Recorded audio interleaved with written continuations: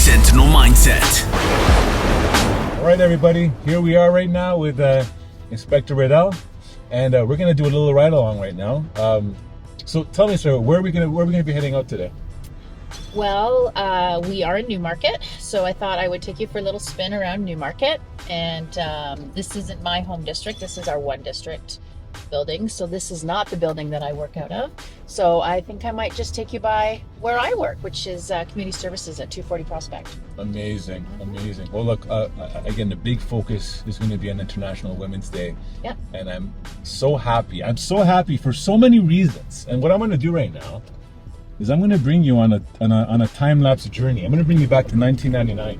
1999. 1999. Yes. Now, just born in 1999. yeah. Yeah. So Baby caught. Maybe. Yeah. So that year has a lot of significance for you because that is the year that you got into York. Yep. And see, the thing is, when I got your information and I saw your name, I'm like, oh my God, I know Sarah.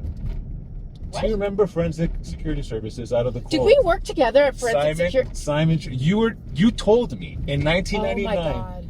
that you got onto York Regional Police. You told me this, and I remember my that. gosh. Yes, we were working at St. Simon's Church. Yes. And Oh my we were gosh. working with the homeless population, and I'm thinking, oh my God. So when I got your That's name crazy. and I saw the date, Oh my God, that's crazy. yeah, I went. Yeah, that's me. I went right back because I remember you had short hair. And Yes. And I remember I went right back to the YouTube. There's a YouTube video of you on it. I'm like, this Oh is my it. This is God. Sarah. I'm like, what a small Constantine, world. that's Yes. amazing. See, it's not so longer hair I don't have right now. Oh my gosh, that's amazing. Isn't that crazy? So I was looking at your videos and I saw one with Byron. Yes. Is that the same Byron? Yes. Oh my God. Yes. Okay, that's crazy. Small Yes. world. Really is. Amazing. So to me, this is like what's so amazing about this is because That's crazy. I remember I think I was one of the first people that you told Yeah. at that time frame, and then here we are right now, 25 years later, and you're an inspector. Yes. How yeah. incredible this is. It's been a journey, and I've been very fortunate to get to do all kinds of amazing stuff. And you know what the best part of you being there at the very beginning is, part of what I wanted to talk to you about today was how, for me, there hasn't been a real change in who I am as a person. I'm still working with the homeless community. I'm still trying to make things better for people. Right. Still doing community engagement. So Because you had such a strong foundation. amazing. Yeah. And that's what I remembered. And the thing is, yeah, isn't it crazy? That Yeah. is crazy. Yeah. And to me, I think what's so, like, I would say beautiful about this whole entire journey of yours is that, like, look, when I told this to Amy, by the way, I told her. Did I you said, tell her? Yeah. Okay. I said, and she was like, oh my God. I know, that's awesome. Yeah. So to me, it's like, she says, you are, like, fundamentally still true to yourself and who you are as an individual. That speaks to, like, again, who you are in your foundation, in your Yes. journey, right? Yeah. So for those that don't know you, right, and they're going to find out more about you, I think it's important because a lot of people look at these videos and they see themselves, like, they almost mirror themselves in there. And we Yes. want a lot of, right now, the focus to be women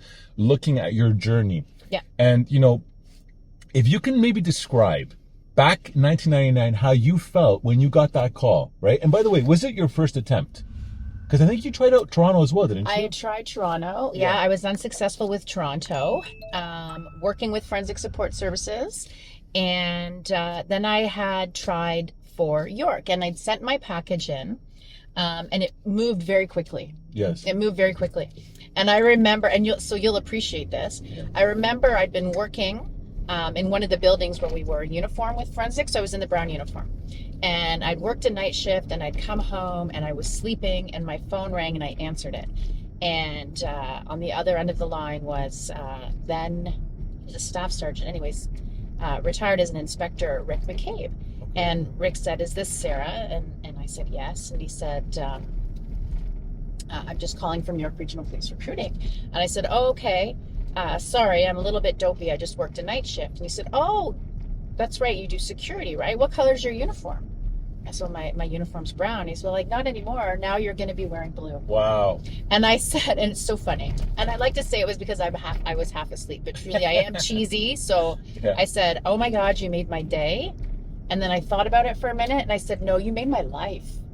Wow. You made my life." And it was true, because this is, if you've had a goal to get into policing, once you get into the job, this is your life. You're here for, 30 years, 35 years.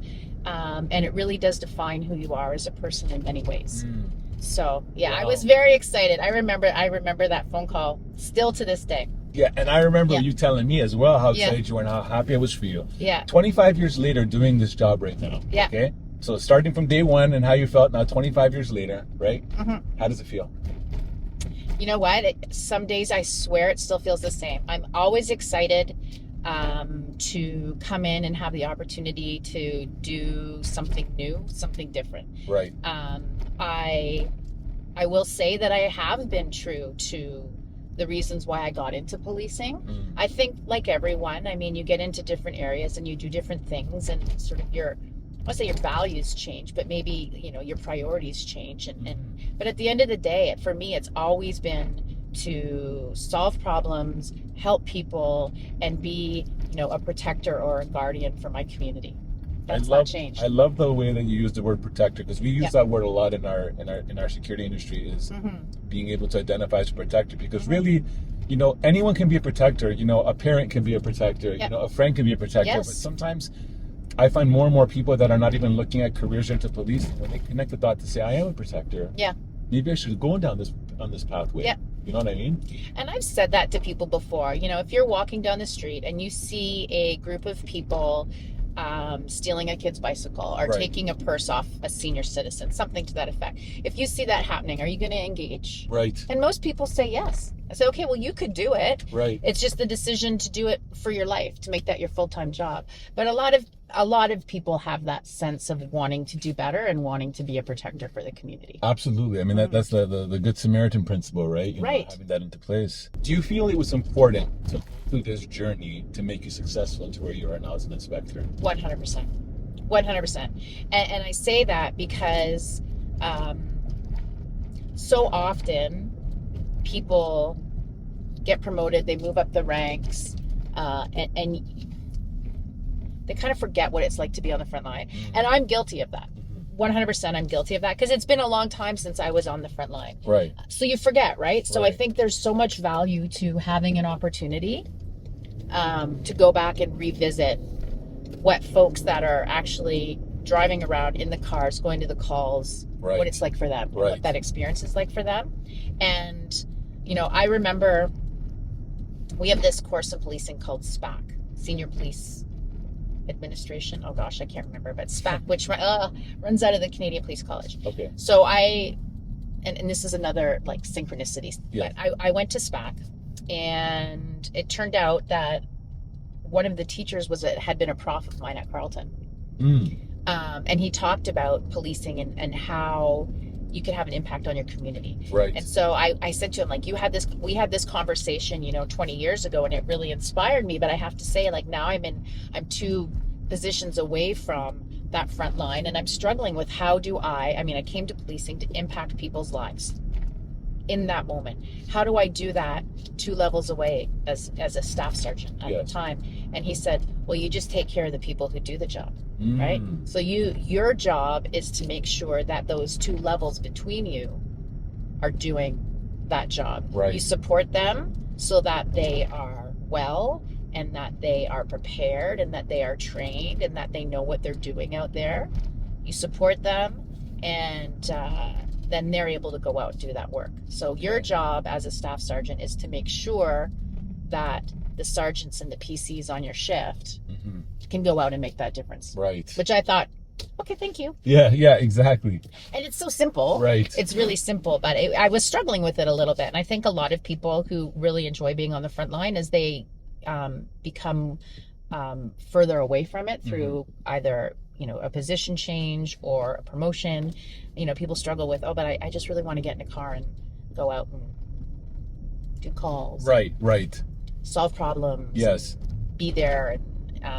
But yeah, it's important that at every level, we are all making sure and supporting that the front line, so that they can go out and do that interface with the community in a respectful and professional way. No, it's amazing. And the thing is, you also, because you've had these experiences, you're very well rounded around to say, hey, listen, I've done that. I can understand that. And you've been there. Even though you may not be directly in the front lines right now, you still have a strong foundation. Yes. So you mentioned the other daughter. I have Yeah. a daughter as well, and the reason why I wanted to bring that up is because, over the years, you can completely see that there's not a lot of inclusion and diversity with a lot of, fairness to positions. Yes. And for me, more than ever, because I'm so glad I was blessed with a daughter, because I want to fight for her, stand up for her, and do everything that I can, and then broaden that across the board. Yeah. A lot of women that are looking to get into professions like policing, for example, do you find that they have an obstacle that's in I guess in the environment that kind of becomes their obstacle to going through? Like, do you find that there's a way that or an environment piece that they're trying to go through, but their mind's working against them? I think so. I can say, from what I've heard anecdotally, Yes. through recruiting, the physical is one of the bigger challenges, Okay. right? And I remember for myself, the first time I tried, and it was the prep back then, so it hasn't drastically changed. Right. I remember the first time I tried, I was like, okay, I've got work to do. Right. But I knew that with the work, I could get where I needed to be. And so I think that's that moment is that first time where you have to go, okay, so I either do or I don't. And if you don't, you don't. That's right. But if you do, then you're going to work and you're going to find out what you need to do to get where you need to be. Right. And, for me, you probably remember Joe. Yes. From Forensic Support Services. Yes. So Joe was my housemate, and he had these ankle weights. Yes. And he's a big man, so we had a couple of them. And so I would take his ankle weights, connect them together, put them around my waist, Yes. and run back and forth between telephone poles. And that's how I trained Wow. for the prep, Yes. right? And I would take a bus to the subway and walk to the gym to do the upper body work that I needed to do. And then, God love her, my mom, I can't believe this, but my mom used to let me drag her around the house. Right. Because, the dummy drag. Right. I'm not referring to my mother as a dummy, but she would let me drag her around the house as the dummy drag. So I practiced, right? And Yes. I did whatever I could to practice. Right. Whatever I had, because I knew I wanted the job. And so that's your first decision right there. If you want the job, you can pass that physical. 100%. You just got to work at it. You can do it. You work at it. And York is amazing in that they'll support you through that process, right? Like they'll explain to you, okay, these are some of the exercises that you need to do. Here's opportunities to practice. This is what you want to eat. Like you have to be intentional. Right. And look, the physical for the prep, we actually have a facility that has all the prep care. Oh, awesome. And it's called the Arena. And what we do is we see a lot of people that come in and they do struggle with it. And we have noticed, women struggle with that as well. But the reality is that they can pass it. Yes. And the thing is, it's not something that is, the person that created the prep test, I forgot her last name, first name is Veronica. We actually had her come out to the Arena. And she said to us that she created the prep test for basically for women and for people in their 40s to be able to kind of pass it. So when I heard that, I thought, wow, if people understood that from a mindset perspective, you can pass this. You just got to put the work to get it done. You can overcome that hurdle. And that's what it is, right? And I think it gets out there and that people get nervous. It's a physical test. Well, I'm not necessarily physically in shape. And like I said, the first time I did it, I was not successful. So I had to take a step back for a couple of months. Yes. Get myself into shape physically so that I would be able to pass that. And I did. Okay. And I did. Thank God. I did. And how important has that been on the job for you, to have a good physical baseline? Very important. For a number of reasons, right? So it doesn't happen often, but there are occasions where you have physical struggles with people or you have to chase someone and you have to be there to do that work for yourself, for your team, for your community. Like you have to have the physical capacity to do the job. So that's very important. And then, on top of that, again, we were talking about wellness. Like shift work is not fantastic for your body. 12-hour shifts, eating funky stuff, sitting in a car, again, it's not fantastic for your body. Right.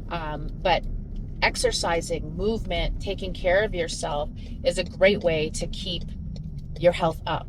And it's not just your physical health, but your mental health, right? And your well-being is so tied into your body. Right. And sleep is immensely important. And one of the ways to get a really good night's sleep is to get out and move your body. Yeah. So I think it remains important throughout your entire career to have that fitness to be able to do the job. Absolutely. Look, it's not just about like maintaining something. Look, I think sometimes people have a lot in their mind is, oh, I passed it, I'm done, I'm good now, right? Yeah. And I always like to tie it back to sports. You know, the average career for a professional athlete is under 3 years. Wow. And when I hear that stat, when you see the longevities of other like top line players like LeBron James, for example, 20 plus years and all that, you're like, how are they in there for so long? So when I tie it back to what, you know, the world of policing is, it's not just about passing the prep and that's it, I'm done. You know, it's about maintaining a longevity, right? And and you know, nobody wants to be at the age of like 70, for example, and struggling to walk. You want to maintain that, so that health is a key piece. And as you said, sleep is a huge piece, part of the job. But more importantly, Sarah, because of the jobs that you're doing, you're doing a very different job than the average person. Your height awareness level has to be super high, and you could at any minute something could pop. Yes. Right. So I think it's key for that piece. So for yourself, you know, maintaining that healthy lifestyle, maintaining the wellness, the rest, you found that helped you on the job. Yeah. And really with respect to stress management, you know, wellness, being able to take on new challenges, all of those things. Yes. 100%. And again, like I said, it's rare, but there are circumstances where you have to go hands with someone. So it's also very important to be able to do that, because you got to defend yourself. You got to be there for your partners. Yes. You got to be there for your partners, and you got to be there for the community. Okay. No, that's good. So let's talk about women that are mothers. Yes. And, you know, they want to get into the world of policing. Yeah. But one of the obstacles that they might have, again, put for themselves, because I think the average human creates their obstacle. They create their own mind, through their mind, right? Yep. How am I going to do this? I have kids. Like, will they even hire me? Like, all these things that we put into our mind. What would you speak to that? Well, I mean, so I have 2 daughters. My daughters are immensely proud of the fact that their mom is a police officer. They, you know, certain times they will tell me otherwise, but I know they're very proud of the fact that their mom is a police officer. So, I mean, in terms of, as a mother, the impact that you have on your own children, specifically daughters, to know that, you know what, a woman can be a guardian, a woman can be a protector, a woman can be successful in this career. Like, you can't discount that. So if that's anywhere in your mind, that's not a legitimate concern, right? That's right. In terms of, are you going to be there for them when they're little? Because maybe that's what you're asking. Right. I think, you know what, like for me, I went off the road after I had Charlotte.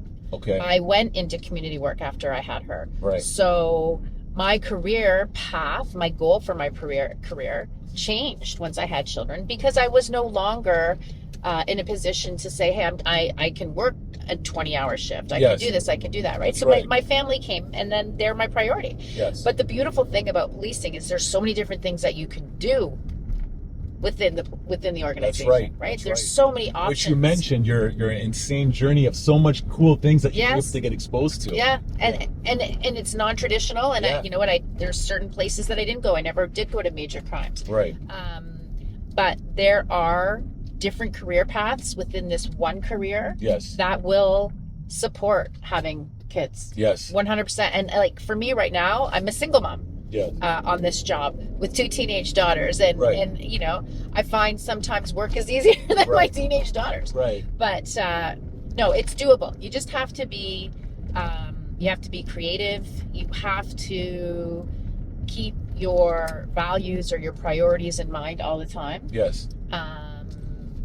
And you come to work, and YRP is super supportive, such a supportive place. And you know, with some of the new stuff that they're doing at the Frontline, like you can start your shift at 6, 7, 8, 12, you know, based on whether or not you have to drop somebody off at school, or there's a doctor's appointment, or whatever the situation is. We have dependent sick days if there's, you know, if you've got a sick kid at home. So all of these things, you know, YRP recognizes as an organization that we have to support all of our members. That's incredible. And so they do. Yeah. And we've done a couple of interviews with some members from York, every time. It's not like it's a theatrics thing. They're saying it because you're saying it for bonus points. You guys truly have an incredible organization that provides a lot of support. Yeah. And, that's amazing to be able to have that. And I would say for women and for moms in particular, or women who are looking to be moms who are interested in policing it as a career and maybe have some of those concerns. At YRP, we have internal support networks. We have 7 currently, and we have the Women in Leadership Internal Support Network, which, is all about having other women with similar stories, circumstances, experience that you can talk to, and that we support each other, and we can maybe we do some training on, dealing with difficult children or budgeting or how to do time management, all that kind of stuff. Right. But we also have a Parents and Caregivers ISN. So for someone who's trying to balance the job and say even aging parents and young children, there's a lot of support in that place where ideas are shared and resources are shared. So okay. Yeah. Tell me about a time, if you can, yes, in your career, something that happened that was like, it went from 0 to 100, and it's just a memorable part of your life right now when you can tap into it. Because there's certain things that you can remember in your lifetime, like key things, but something that you find that it really it altered your thinking, or it changed your perception, or it created something from you to come out and act in a certain way, as a protector in the policing career. Anything at all that stands out? Probably have a few of them. Yeah. So I'm thinking of big calls, right? So that your question to me sounds very operational. Yeah. So I'm thinking of big calls, and I remember I was fairly new, and I was there was a plane car of detectives that had been looking for break and enter suspects in a neighborhood and had observed them, and then one of the suspects had attempted, to run over one of the detectives, and so they came over the air looking for assistance, and I started making my way there. It was quite a distance, but I thought, well, I got to get there. So I'm making my way there, and I turned right onto whatever the street was. We're at Davis Drive now, so we'll call it Davis. Yes. So I turned right onto Davis, and I'm now, westbound Davis, and then the officers came over the air and they said, okay, we're eastbound Davis. And I was like, oh my God, I'm westbound Davis. And the excitement, where are they? And then they crested a hill. The bad guy crested the hill. So I, put my car across the road to try and block him. He went around the front of the car, and then the pursuit was on. Okay. So we pursued for a short period of time onto the 407. Can I pause you for a second? Yeah. What's it like when you're in a pursuit? What's going through your mind?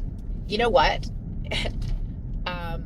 First off, am I allowed to do this? Seriously? Yes. You are. Because it's the 3-part test, right? And it's so drilled into you. Am I allowed to do this? Is this safe? Are the officers safe? Am I communicating what I need to communicate? So we're really taught, and then dispatch comes over the air and says, are you in pursuit? Okay, what's the speed? Where are you heading? What's the driving behavior? There's just such a process to it. Yeah. But yeah, when it first happens, is he really not stopping? It takes a minute to kind of process, to recognize it. Because sometimes people just don't stop because they don't see you, or they don't hear you, or they don't understand, or they stop dead in the middle of traffic. So right. I think it takes a minute for it to kick in. Oh my goodness, okay, this is happening. But I had a great platoon. Okay. And we worked together as a team, and someone got in front. I took over communications. It was exciting. So that was my first pursuit. So for me, that was exciting. Unfortunately, the bad guy was taken into custody, and nobody was hurt. Right. And people got their jewelry back. Right. So it was a positive outcome. Now, if you go back to your early years, even because again, I want people to really understand the job. Mm-hmm. When you're starting your day, what's going through your mind? What are you thinking? Are you thinking this is going to be an average day? Are you thinking I have to be on edge because something could happen at any moment? This vehicle here could just suddenly bam. What's going through your mind? I think you have to expect the unexpected. Right. You have to expect the unexpected. So while, you may say to yourself, today's going to be a gentle day. Maybe I didn't sleep well last night, whatever it may be. You still have to expect the unexpected, because you never know. You never know. And the hot calls come in, and they happen so fast. So, when you hear dispatch come over the air and say, attention all 2 district units. Yes. Instantly, you're alert. Okay. And you know, like, there's little cues, right? So if something's voiced, you know that there's more acuity to that call. There's likely more risk involved. Right. So yeah, I mean, as soon as you hear that call, you start planning. Okay. How am I going to get there? What information do I need? Am I going to approach? Am I not going to approach? Are we going to stage? What's the background on this person? Who else is going? Do we need the dog? Do we need the helicopter? Like, you're planning. You're constantly planning on how you're going to address that call when you get there.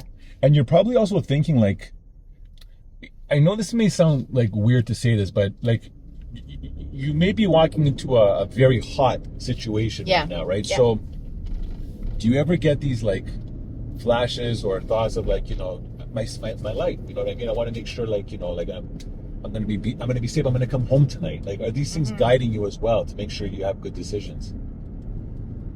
Well, yeah, I mean, yeah, you don't take undue risks. Right. But again, that's all part of our training, right? Right. With the recognition that when you signed up, the priorities of life are that we protect the community, right? And unfortunately, sometimes that means that the community members or that citizen's life is before yours. So I think once you recognize that, that's powerful. You know, here's the thing. We know it, we hear it, to serve and protect, but to really process that. Yeah. And this is the part that I have a hard time when I hear a lot of people, you know, look, there's been some obviously bad experiences in everything in the world, things that happen. But when people start using police as an enemy level, or like, you know, defund or this, no, they're truly here. We just passed the police officer. Yes, we did. You're truly, like, in all essence, putting your life on the line. Yes. As a job to protect. Yeah. And I think people don't grasp that.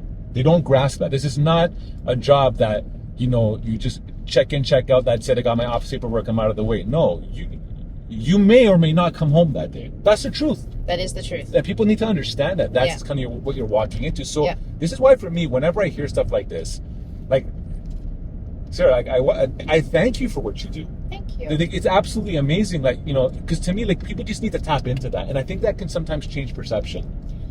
You're right. Because it's not about policing, modern policing, right? Where we are now and where we're going towards. It's more about, it's community safety and well-being, right? It's identifying why people are causing crime or why people are behaving the way they are and trying to figure out how to stop that from happening to contribute to a safer place for everybody, right? Like, that's my mindset anyways. Yes. And I know that as an organization, we are swinging in that direction, and policing as a profession is swinging in that direction as well. There's more of we can't always be cleaning up. Yes. We have to be part of that upstream solution. Right. That's important. But at the end of the day, I am still the person that goes out on the road. All the guys and girls on the front line, every night, every day, go out on the road with a vest, a bulletproof vest and a gun on their hip, and come what may. Yeah. Yeah. Right? Yeah. And I think everybody recognizes that sometimes terrible things happen, you know, be it, God forbid, a car crash or a bad call. I mean, this is the truth. Can I ask, because people are hearing the perspective of you, can you tell the perspective of your family? Like, I'm pretty sure, look, you know, when I used to go into some high level things in my early years, I'd talk to my wife after, and she'd be like, you know, I'd be like really like scared that you're, you know, going through that thing.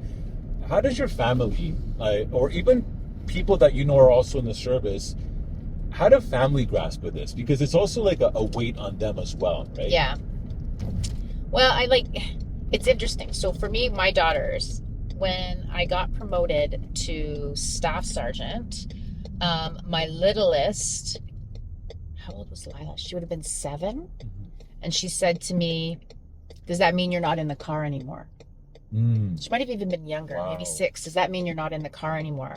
I said, no, hon, I'm going to be in the office. She said, you're going to be in the office all the time? I said, yeah, I'm going to be in the office all the time. Wow. And it was a relief to her. But she had never expressed to me before that she was nervous about me being in the car, right? Interesting. So I think, you know, obviously,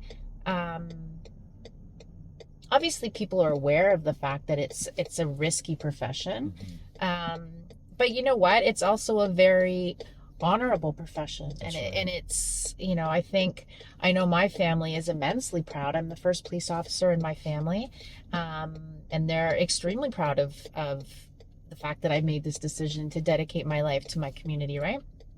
And so I think maybe the two things weigh each other out. Yeah, of course. But yeah, and that's the reason too why, you have your platoon, your team, your friends that are police officers. Like, you're tight. That's right. You're tight. Yeah. 100%. Yeah. So let's go back to the focus right now where we have women looking to get in. Yeah. What's something in your heart that you want to share with the women that are trying to get on, that based on all your years of hearing like experiences and feedback, what would you tell them, the person listening right now? Who's a woman who's interested in becoming a police officer? Yeah, and then that you want, this message is in your heart. You just say, I have to share You can do it. You can do it. Like, it may seem like a big, maybe insurmountable task, but it isn't. Really, truly, it isn't. I say, you've got my name, call me, reach out to me, because, I'm petite. I had to work to pass that physical. I didn't have a police background. I came to this work with a, social justice mindset.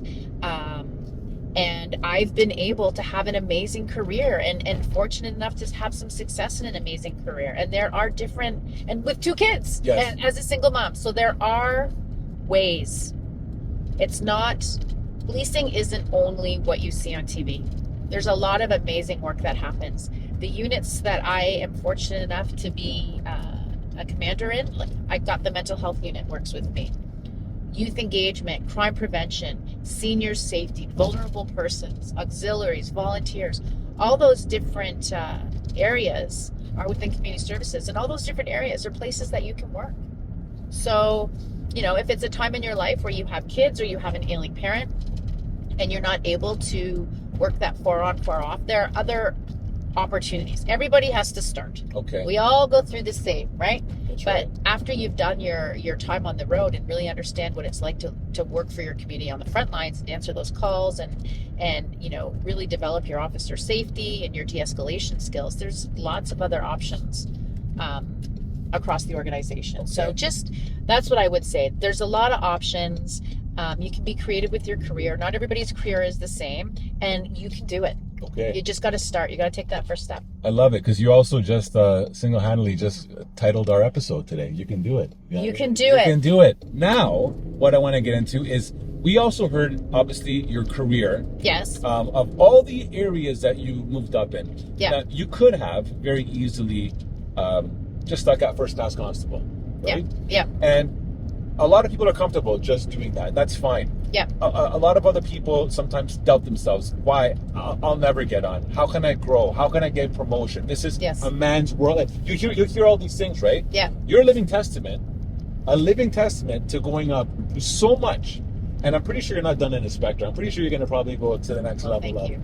So what would you tell the person now in the service who wants to move in the organization, and they're, again, casting doubt on themselves, like things I just mentioned? Don't doubt. Don't give up.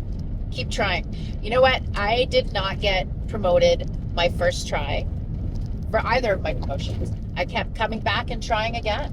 So it's not, sometimes it's just a matter of the other people and what positions are available, and maybe you're not ready.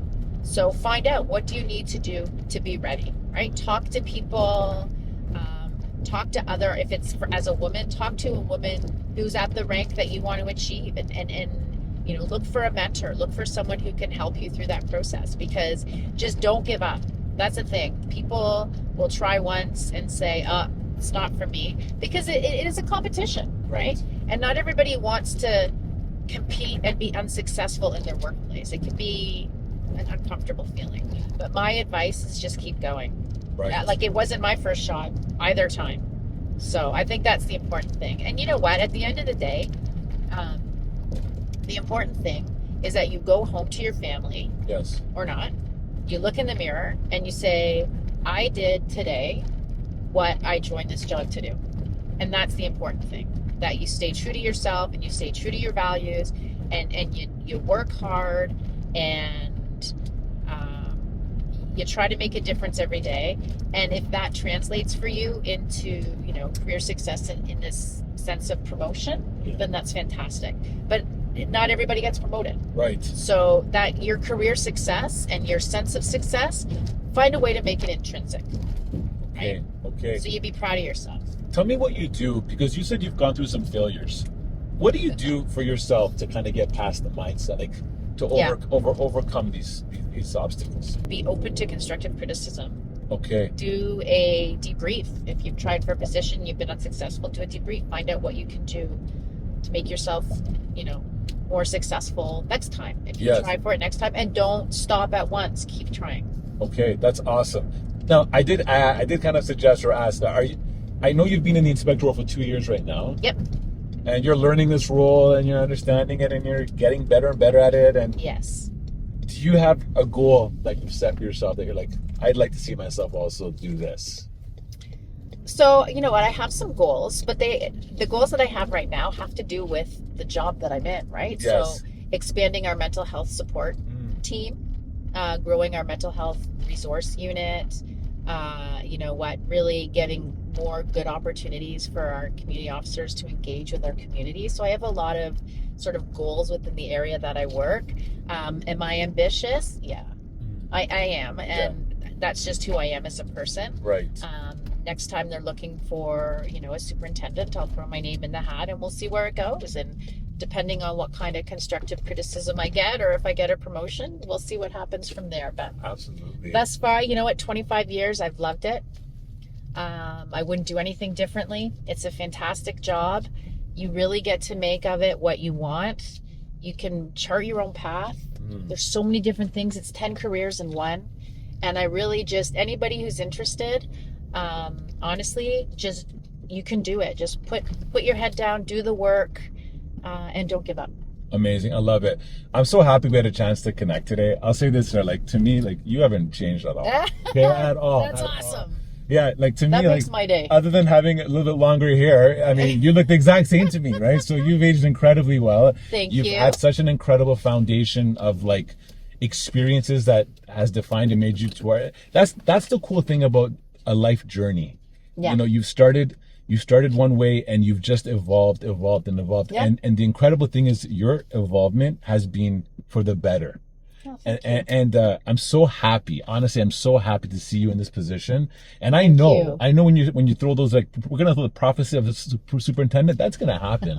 That's gonna happen. Maybe chief. Who knows? No, I don't know about that. That man is very busy. That's a lot of responsibility, but yeah. But yes, I want to thank you for the time today. I think many women, and anyone will be inspired by this. I'm inspired by it. Thank you. Most importantly, thank you for what you do. It's incredible. Thank you so much. It's so good to see you. 25 years later. 25 years later. Oh my gosh. We'll do another 25-year reunion. I think that's a great idea. Amazing. Well, hope you guys enjoyed that today, everyone. Remember, you can do it. And that's really what I want you to grab from this. Have a fantastic day. Thank you for joining me in today's podcast. This podcast was created for protectors in the fields of law enforcement, executive protection, security, and anyone looking to level up their mindset. If you are learning from this podcast and you're enjoying it, please subscribe to our YouTube channel at The Sentinel Mindset. That's a zero-cost way to support us. In addition, please subscribe to the podcast both on Spotify and Apple. And on both Spotify and Apple, you can leave us up to a 5-star review. If you have questions for me or comments about the podcast, or guests you would like me to consider on the Sentinel Mindset, please post all comments on YouTube. I do read all the comments. Please also check out our sponsors, thearenatoronto.com. The Arena was created to help all those in the fields of law enforcement, security, and all that achieve their fitness goals. I want to thank our producer Matthew Doyle and creative supports Jaslene Singh, who help me with this podcast every week. We value your feedback and are here to support you. Tune into the Sentinel Mindset every week, where we look in the mirror to make real changes and explore what it takes to achieve greatness in your craft. This podcast is brought to you by Executive Protection Lifestyle Canada. Make sure to drop by next week and don't forget to subscribe.